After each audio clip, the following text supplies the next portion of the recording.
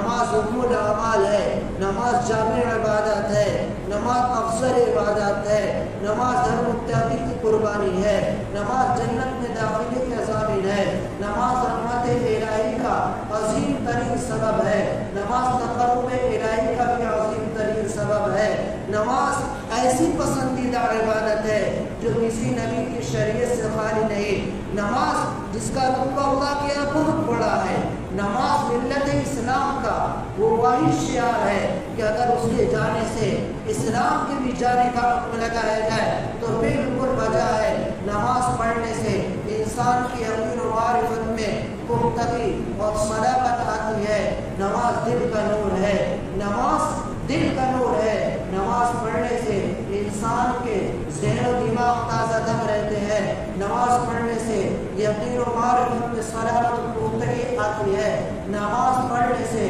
چہروں پر نورانی کیفیت کا ظہور ہوتا ہے، نماز